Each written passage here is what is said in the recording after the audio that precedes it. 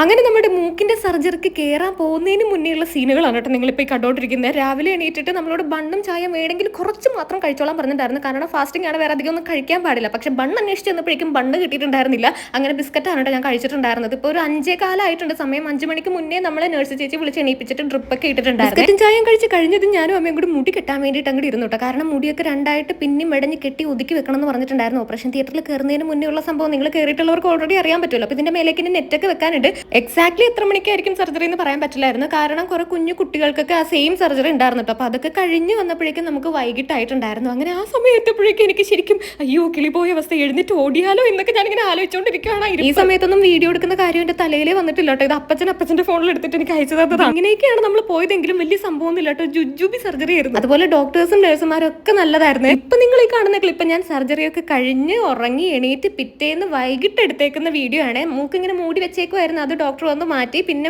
പഞ്ഞി വെച്ചിട്ടുണ്ടായിരുന്നു. പഞ്ഞിയും കുറച്ച് നേരം കഴിഞ്ഞപ്പോഴത്തേക്കും നേഴ്സ് വന്നിട്ട് എന്നോട് തന്നെ മാറ്റിക്കോളാൻ പറഞ്ഞിട്ട് അങ്ങനെ നമ്മളത് മാറ്റി. 1.5 ദിവസമായിട്ട് മുടി പിന്നി കെട്ടി വെച്ചിരുന്നത് കൊണ്ട് മുടി ഇങ്ങനെ വളഞ്ഞു പൊളഞ്ഞ് കിടക്കുമായിരുന്നു. നല്ല രസമുണ്ടായിരുന്നു കാണാൻ വേണ്ടിയിട്ട്. പിന്നെ നമ്മൾ ഇടയ്ക്ക് ഇങ്ങനെ ഓരോ സാധനങ്ങളൊക്കെ കഴിക്കുന്നുണ്ടായിരുന്നു. ഇത് എന്താ ഒരു ഡിസേർട്ട് വാങ്ങിക്കൊണ്ട് വന്നിട്ടുണ്ടായിരുന്നു. പക്ഷെ എനിക്ക് ഇതിന്റെ ഒന്നും ടേസ്റ്റ് കറക്റ്റ് ആയിട്ട് ഇങ്ങോട്ട് മനസ്സിലാവുണ്ടായിരുന്നില്ല കേട്ടോ ഫുഡ് കഴിച്ചിട്ട്. മൂക്കിന്റെ ഉള്ളിലെ സർജറി ആണെങ്കിലും 3-4 ദിവസത്തേക്ക് മൂക്കിന് കുറച്ച് വലിപ്പം തോന്നിക്കും. അത് അതിന്റെ നീരൊക്കെ ഒന്ന് മറ്റി കഴിയുമ്പോൾ ഒന്ന് ഓക്കെ ആയിക്കോളൂ എന്ന് ഡോക്ടർ പറഞ്ഞിട്ടുണ്ടായിരുന്നു. വൈകിട്ടായപ്പോഴേക്കും നല്ല എസ്തെറ്റിക് ആയിട്ട് സൺലൈറ്റ് ഒക്കെ വന്നിട്ടുണ്ടായിരുന്നു കേട്ടോ. രാത്രി ആയപ്പോഴേക്കും നമ്മുടെ രവീണ ചേച്ചി നമ്മൾ കാണാൻ വന്നിട്ടുണ്ടായിരുന്നു. ഇനി ഇപ്പൊ നിങ്ങൾ കണ്ടോണ്ടിരിക്കുന്നത് ഞാൻ പിറ്റേ ദിവസം രാവിലത്തെ ഞാൻ രാത്രി ഡ്രിപ്പിട്ട സമയത്ത് എനിക്ക് കുറച്ച് വേദന എടുത്തു. അങ്ങനെ ഈ കയ്യിലുണ്ടായിരുന്ന ക്യാനിലേക്ക് നമ്മൾ അപ്പുറത്തെ കയ്യിലേക്ക് സ്ഥലം മാറ്റം കൊടുത്തു. 2 കൈയും അങ്ങോട്ട് വഴങ്ങുന്നില്ലല്ലോ. അപ്പൊ അതുകൊണ്ട് മേലെ കഴുകാൻ പോകുന്നതിന് മുന്നേ മുടിയൊക്കെ അമ്മേനെ കൊണ്ട് ഇങ്ങനെ പൊക്കി അങ്ങോട്ട് കെട്ടിപ്പിച്ചു. മേലൊക്കെ കഴുകി വന്നപ്പോഴേക്കും കറക്റ്റ് ആയിട്ട് ക്യാൻറ്റീനിൽ നമുക്ക് ഫുഡ് വന്നിട്ടുണ്ടായിരുന്നു. അപ്പൊ ഇന്ന് ഇഡ്ഡലി ആയിരുന്നു. സംഭവം എനിക്ക് നല്ല ക്ഷീണമുണ്ട്. പക്ഷേ ഇരിക്കുന്ന എന്നെ കണ്ടാ പറയും ഒരു സർജറി കഴിഞ്ഞിട്ടിരിക്കുകയെന്ന്. അത്രേ ഉള്ളൂ. അപ്പൊ ഇനി നമുക്ക് നെക്സ്റ്റ് വീഡിയോയിൽ കാണാം.